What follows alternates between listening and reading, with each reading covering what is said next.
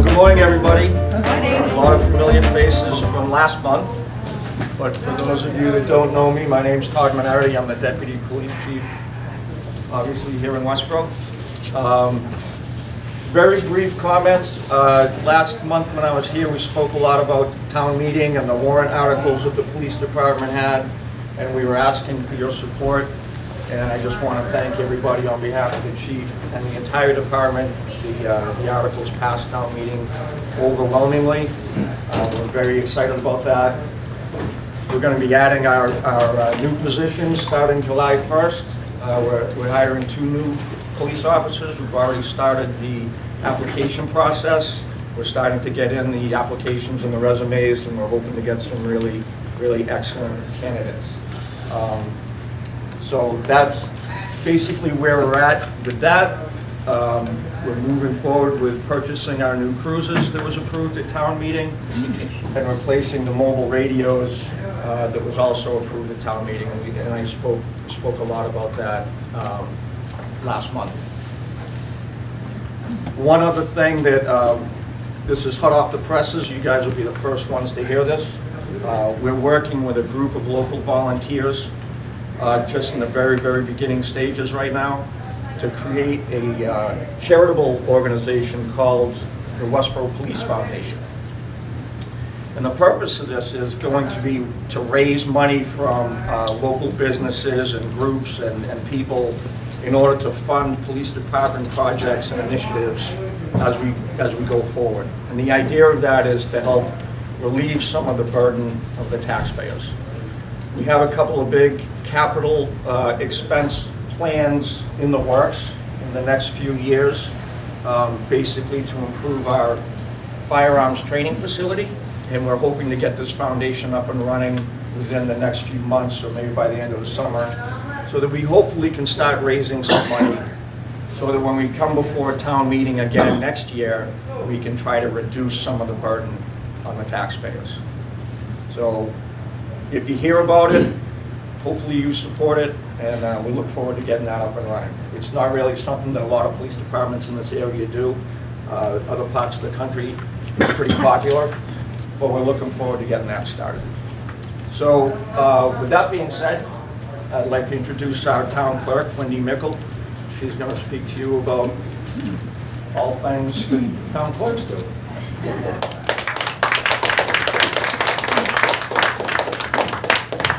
So I brought with me one of, this is our oldest record book, and so it's town meeting, it's everything that was happening in 1717. So I'll leave it out if you guys want to look through it. Try not to touch the pages too much, but it's interesting, it's fun to look at. So we have a lot of these that go back from now until then. And so that's what kind of goes on in the town clerk's office, a lot of records. But I'll give you more information. So good morning. I'm Wendy Mikkel, your town clerk, and I'm here to talk about what goes on in the town clerk's office. I think you'll be amazed at what we do, because it's not all about dogs. I've been working in the town clerk's office since 1995. We have a multitude of things that we do, and many and most of which are not related to one another. So it's anything, anytime, anywhere. We don't know what we're going to get. And that makes for very interesting days in our office. There's 351 cities and towns in Massachusetts. So there's 351 either city clerks or town clerks. Every town has one. And let me just I want to give you a quick story just when I started, when Debbie Ledoux, the assistant town clerk, when she started. And that was like 4 years ago, 5 years ago. So it was her first day. It was the first week in April.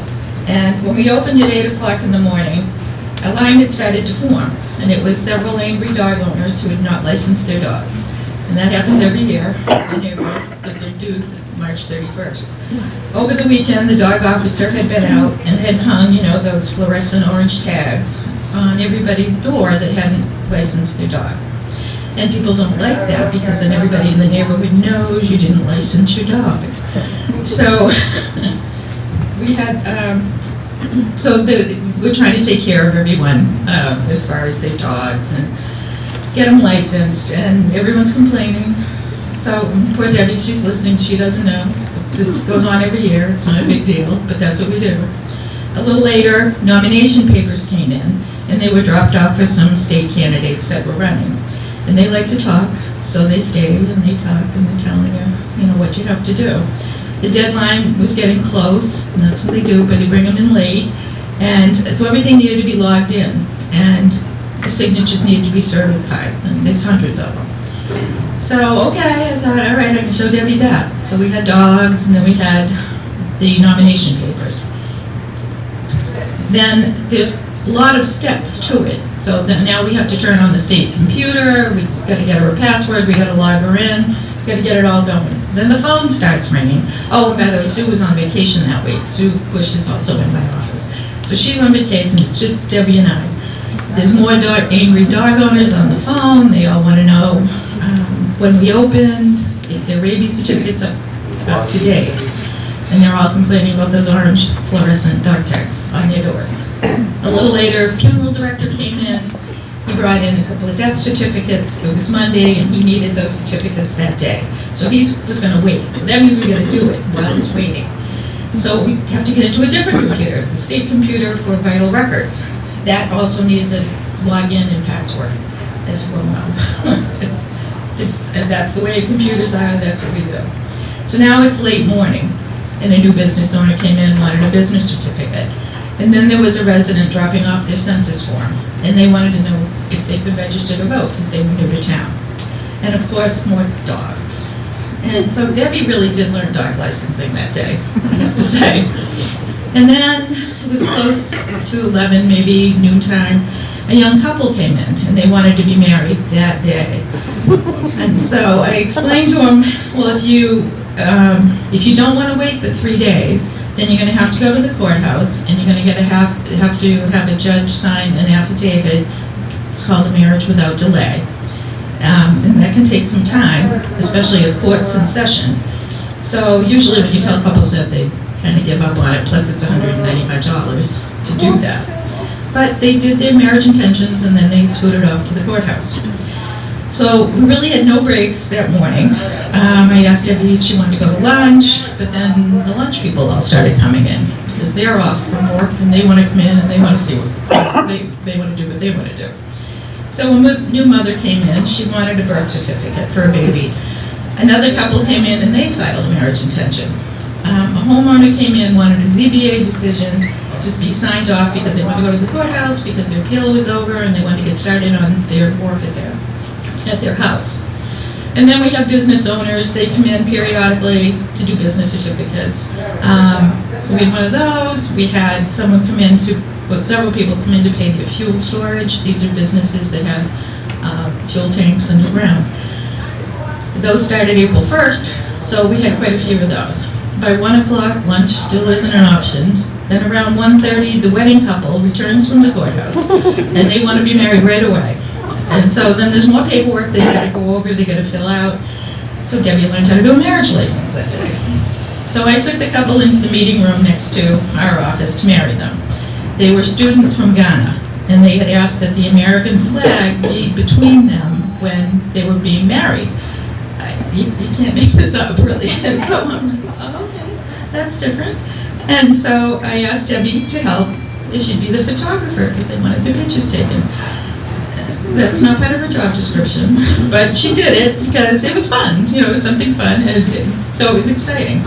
So we married them, and I guess they lived happily ever after. They went off. So by 3 o'clock, Debbie finally went to lunch.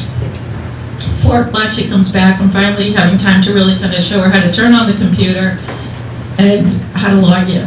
And by that time, it's 5 o'clock. The day's over. And so she'd seen about half of what we actually do in the office that day. she asked, is it like this every day? And I said, no, wait till we have elections. So that's just one kind of day in the town clerk's office. Debbie's still with me, which is amazing. So it's never boring. I mean, it's a fun job. But there's a lot, we never know what we're going to do. So let me tell you about what all town clerks do. The town clerk's office is one of the oldest elective offices in Westboro, serving the residents since 1717. The town clerk is required by Mass General Law to administer the oath of office to all the town officers. Being an elected clerk, I can't swear myself in, so I take the oath by the moderator. Oaths are administered to elected and appointed officials at the beginning of their terms.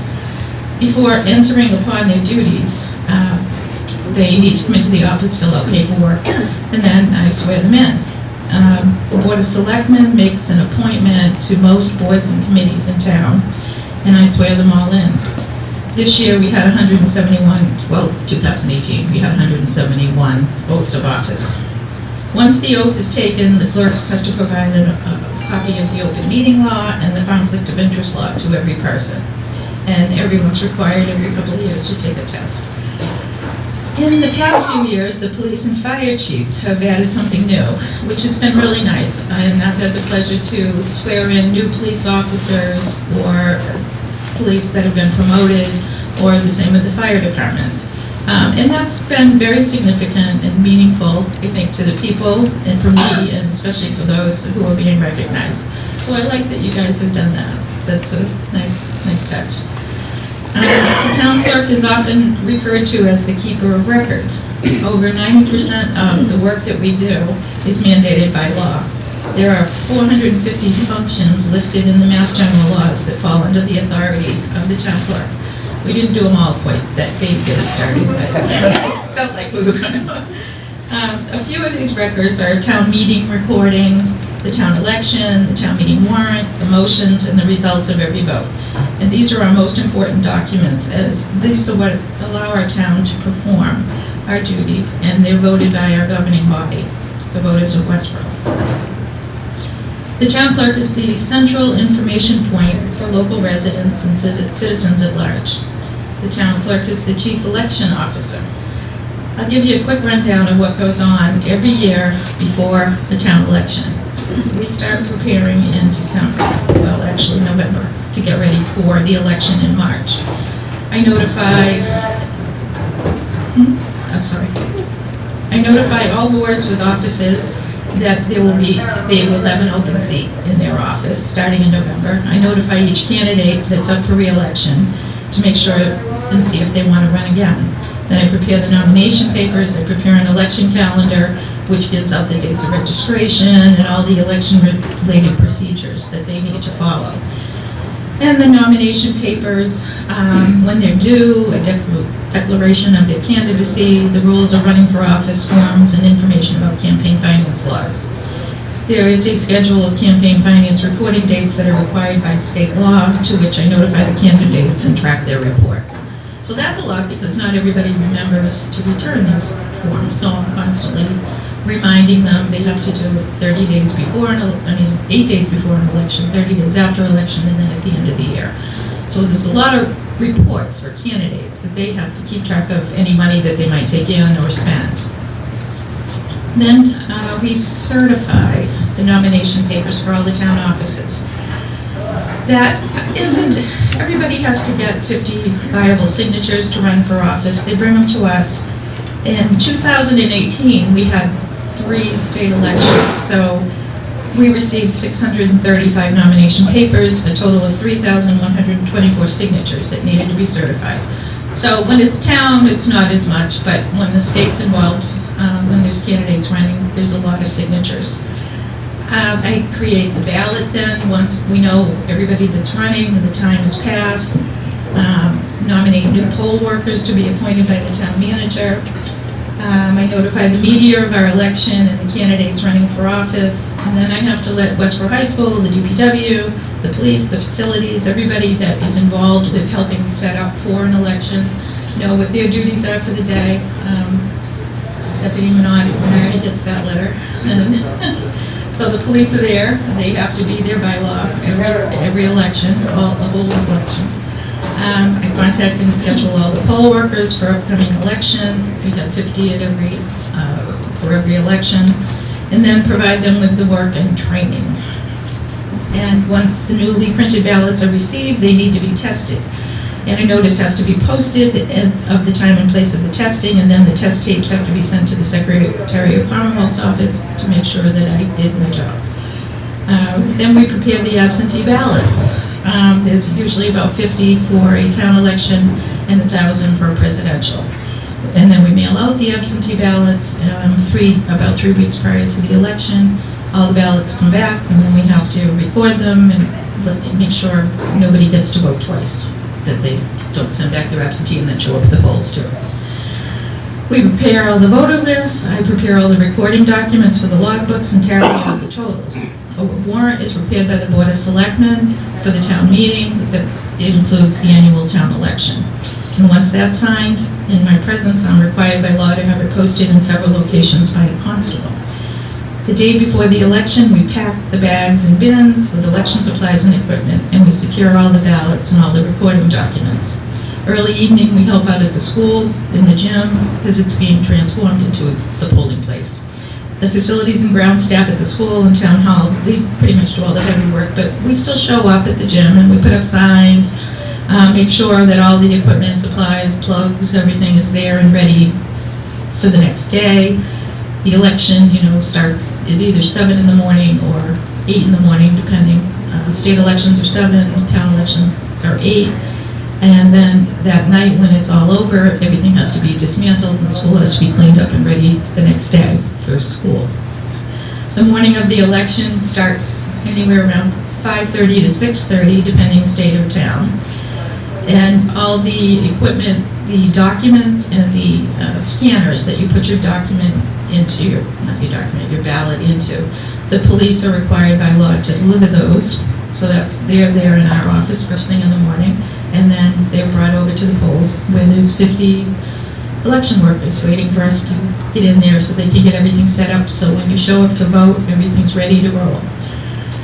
At the end of the night, then my staff gathers the tally totals from each precinct and then go back to town hall and we start the tallying of all the candidates. If it's a local election, those people want to know, so we stay there until it's done so they know who won that night. If it's a state election, we just use the tally tapes and whatever came out of the machine, and it's an unofficial number, but the state requires that we have something out, plus we have the media calling and Associated Press. Everybody wants those state totals. So sometimes, if it's a presidential election, we've been there until 2 in the morning. And so, and our day started at, we're up at 4, we're at work, well, I am anyways, and at the town hall at 5:30. So it's a long day, and then we're back to work the next day. So it's fun though. We enjoy it. It's a lot of work, but that's what it is. It is what it is. And then we're covering our office duties the day before, during, and after. So we're trying to do all that other stuff in between. It seems like a simple task on voting day for the voter, but it's really a 3-month process for us in the clerk's office. There's about 500 to 800 voters that show up for a town election, and there's anywhere from 1,200 to 10,000 to show up for state and federal elections. Although with the early voting, we're kind of cutting that in half, and people seem to be enjoying the early voting more than going to the polls. State elections are bigger and busier, and we have 2 state elections every even year, and 1 in September, 1 in November, and then every 4 years we have 3 state elections and the town election. The presidential primaries in March, the town elections in March, and the state primary in September, and the presidential election in November. So 2020 is going to be a nightmare. I just know it. I feel it coming. So we started early voting in 2016. I don't know how many of you did that, but it does make life a little easier. You can go in, you have 2 weeks basically to just come into the town hall, vote, cast your ballot, and you're done. If you still want to go to the polls on election day, you can do that too. It's a little harder, it's busier, it's more crowded, lines, that kind of stuff. But it's early voting, it's kind of like 11 mini elections for 2 weeks. And then when we're done, we're getting ready that Friday before the Tuesday to have the election on Tuesday. So that weekend before, like a presidential election, we're pretty much working that whole weekend to get it going. Anyways, once the town election is over, then we start getting ready for the town meeting. So we just kind of go from one thing to the next thing. The town clerk is required to record and certify all official actions of the town, including town meeting legislation and appropriations. The clerk signs all the notes for borrowing and is the keeper of the record. And the town clerk records the votes and minutes of town meeting and town elections. That is what official documents that we have to do. Town meeting, it's a little different. It's busy, not as busy as an election, but it's not as intense, but it's a steady stream of questions and information to provide the voters and the town officials.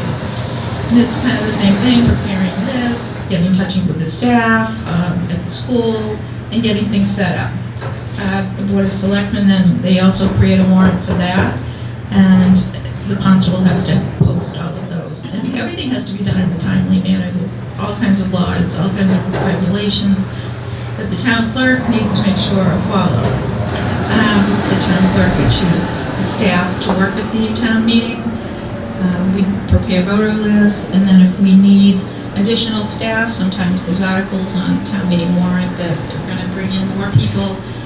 So we have to prepare for that. We also have those electronic handsets, and those require a company to come in, set it up, and make sure everything works. I don't know if you guys, I think I've seen all of you at town meetings, so you know what they are. They're good. I mean, they're efficient. They do a good job. The town clerk is responsible to record every vote and every motion for every article on the warrant. And each vote must be recorded accurately and then certified by the clerk. And while preparing for and attending to the town election and the town meeting, the annual census is going on and the licensing of dogs is going on, they're big. And then we still have, people are still having babies and dying and marriages are happening. So there's no stopping that. They're coming in the middle of trying to get everything organized. So if something's wrong on election day, we really apologize, but honestly, sometimes things just slide by. We're always busy that time of year from, November to March. That's probably our worst time of year. The town clerk is mandated by Mass General Law to produce a town census every year. And so I need to create data that you have printed and then mailed. Once we receive it back, there's about 7,800 forms, census forms that come back to us that were mailed out. All of that has to be opened and entered into the computer. If there's no changes, we just scan it in. That works, that's nice. But if we have to make changes, and sometimes people do, the kids move out or somebody gets married, they want to change their name, so that slows it down a little bit.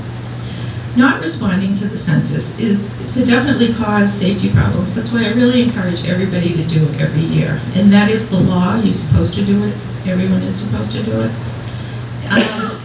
But as far as safety goes, the police and fire use the street list to assess who and how many people live in an address. So if you live in a large apartment complex and you don't respond, you could cause yourself or others to be in harm's way. So it's important that every person listed, or everybody lists who is living at their address, even if it's only temporary.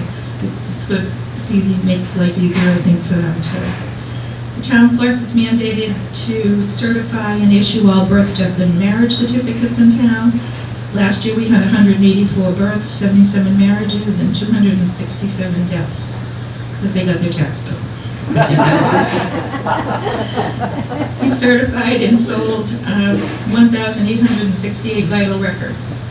That's a lot of certifications of letters to send out.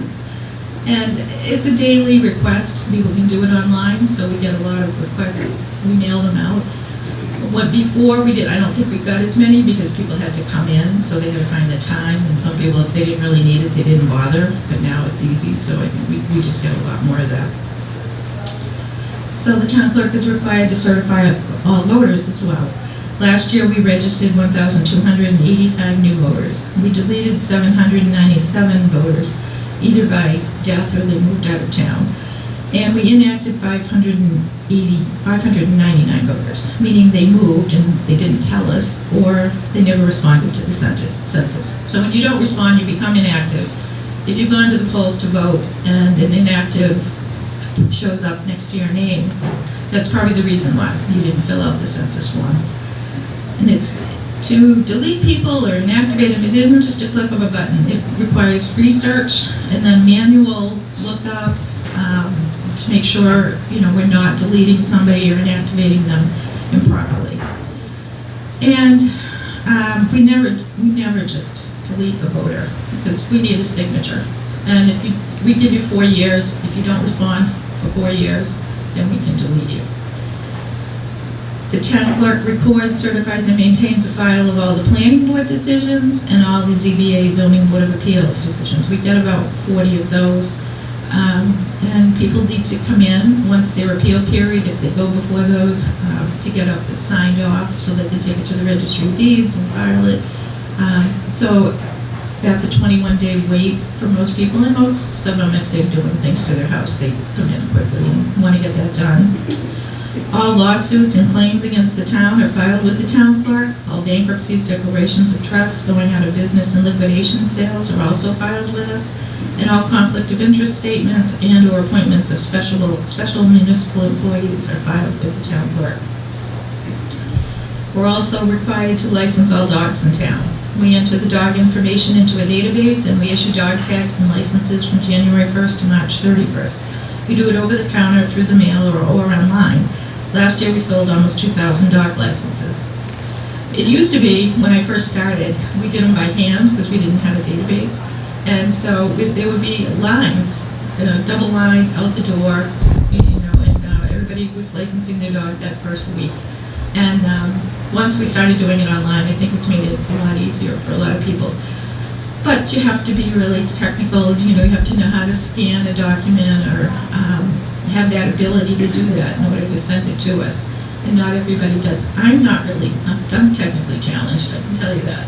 And we are learning something new all the time. And you just learn it, and you just master it, and guess what? We're going to give you a new program, and we're going to change it. So there is a lot of training in our office, and it can get overwhelming at times. Then, in April, we start chasing the late dog offenders. We have about 400 or 500 right now. But fortunately, our animal control officer, she's pretty diligent in hunting down all those dog owners and getting them to license their dogs. And hence those pesky orange neon tags she hangs on the door. So no one enjoys those. I'm sorry if anybody got one, but they work because everybody sees them when they're driving in their driveway from the grocery store. That seems to, or come home at night and what's that tag on my door? It doesn't look good. So after July 1st, violators are filed, the town animal control officer files with the court all of those that still didn't license their dog. And it's usually late fall before everything's paid. I think there's maybe 50 that might go to the court, and then 10 actually might have to show up, but they usually pay them the day of the court so they don't have to go to court, and maybe 1 or 2 end up in court. There is a reason that the dogs need to be licensed. Every dog is required to be licensed by law every year and be vaccinated for rabies unless the vet provides a letter that the dog can't be vaccinated for health reasons or something like that. And depending on the timing of the vaccination, it may be every 1 or 3 years. September and October, I start preparing a new budget for the following year. And then in October, we prepare for a fall town meeting. And that means the same steps all over again as the annual town meeting. In November, I start that whole process all over again with the census and elections and getting ready. So that is 1 year kind of in the clerk's office of what is going on every day. We certainly have our share of phone calls and emails too. I think we have about 3,000 phone calls a year and hundreds of emails between the 3 of us that need to be responded to. We post 700 meetings a year on our town calendar. So we're a busy little office. And it's not just one type of service we provide, but a multitude of services. The town clerk's office needs to be knowledgeable in many areas of municipal government. We meet new residents to town and serve longtime residents daily with all kinds of varied needs and requests. Each and every day is different, and we never know what's going to come before us any day. We have a couple of new things that are coming our way in the town clerk's office. The state is looking to replace our current voter registration system. It came in on July 1st, 1995, so it's almost 25 years old, so it does need to be replaced. I started work on June 26th in 1995, and then July 1, those computers all arrived in the office on our desks, and we've had them ever since. And they're great, they're very good, but they're outdated, and so they're trying to get us something a little more current. This is our connection to the Secretary of State's office. Every day, we are either getting information from them or we're sending it out to them. It's mostly voter registrations, but it's also instructions of how to do things and why we do them the way we do them. All the town and city clerk offices have the ability to find or research voter history information, such as where the person was last registered to vote or when the last time the voter voted. It helps prevent voter fraud, and it helps us locate where a person should or should not be voting. Bringing us an updated system will help us better serve our communities and have more accurate accounting of voters. With that change comes training, lots and lots of training. And there is legislation pending for early voting for the primaries as well as the general election. I don't know if that's going to pass, because that is still, they're hoping maybe this summer that will pass. So for the presidential primary, I don't know if that's a good thing or a bad thing. We'll have early voting, but it's only for 5 days prior to the election. So again, that's five little mini elections before we have the big one. And but you know, it's exciting. I have a lot of good people that work the polls. You know, it's good. We get it done. We also, there's legislation pending for the electronic check-in devices. So we can use them for early voting. Those are the little poll pads that we have, and instead of paper, which everybody has to fumble through and find your name, the electronic, you can just give your name and we type it in, or you can give us your license or mass ID. We put it in the back of the scanner, it scans the back, and all the information comes in, because most people, the Registry of Motor Vehicles captures all of our voters. And so when you get a driver's license or a mass ID, that we have that information. So it makes it easier, and I think it makes it more secure, because your name comes up. It's the exact name. We're not relying on a checker or somebody to pick the right name and maybe check off the right name by the wrong name by mistake. So this is it's another way that they're trying to improve on voter activity, make sure there isn't anything fraudulent going on. I think it's a good thing. It's a little bit more work and training for the checkers, but in the end, I think it's a safer process for voting. Also, in the last 10 years, the Vital Records Division has been providing electronic birth and death certificates to us, and we've had to. It's a faster system. It's kind of, I don't want to say really fast, but it's better than it was because it's done electronically. So someone could essentially get a birth certificate within a day or two, where before it was probably 6 or 8 weeks before you got that. I don't know why somebody needs a birth certificate in some cases, but the child doesn't need a birth certificate probably till they enter first grade. So this time, eventually they're going to have marriage records. So it's just an easier way to keep track of what is going on. But it requires training, and I always say, I don't know if that's easier. Paper sometimes is easier, and our office is full of paper. But I get the ease, too, of the electronic, and that's the way it's going. But it does require a lot of training. So when you hire somebody new, they just can't walk in. You can kind of show them, you've got to set them up, you've got to train them. And then, and hopefully they get that. Most people do. I kind of I don't know about the rest of you, well, I do. There were no computers when I first started working. The town hall was the first computer that I actually had to learn and work at. And I was working at GTE for 10 years, and they were high tech, and they really didn't have anything quite as sophisticated as what we had. So, well, they probably did, but we weren't privy to it, maybe. I'm not sure.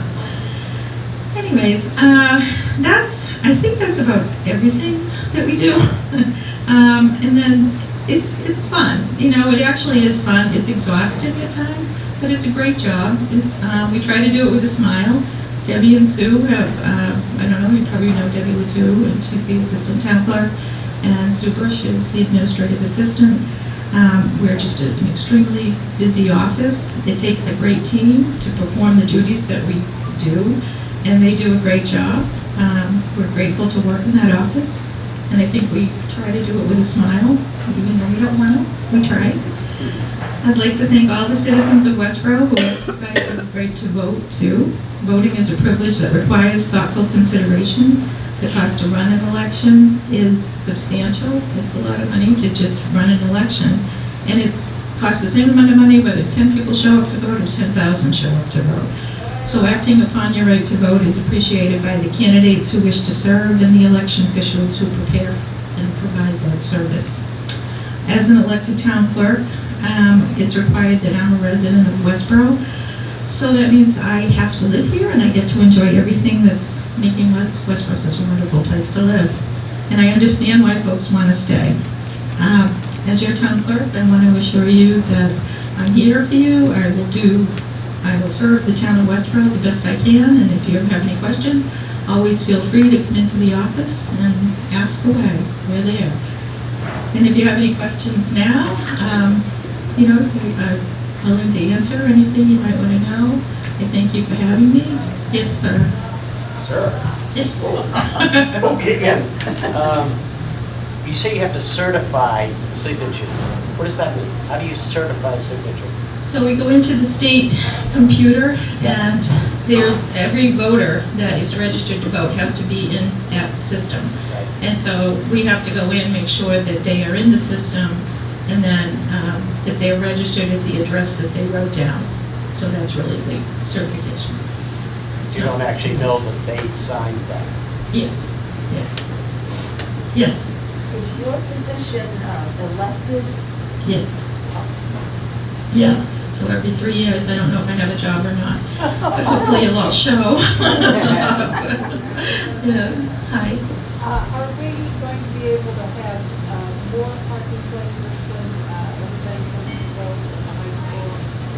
It was a big calamity for the last few times. I know, it has. I was assured that the presidential primary coming up, there will not be school. So the parking lot will be empty. The town election, I think I'm going to move it to the following week because it's just too confusing having both elections on the same day. Presidential primary is always the first Tuesday in March, and our town elections are always the first Tuesday. So it makes sense to just move it another week. It's a lot more work because it's another election, but it keeps it's less confusing. I can imagine the increase. Yeah. And then in presidential, it'll be closed for that too. So we're trying to make it easier and better. I think early voting, I know a lot of people like to vote on election day, but if you can get out and do it early, I vote early because it makes my life easier too. I forget, I go to the polls, I'm usually there to do something, and then I come back and go, oh, I didn't vote.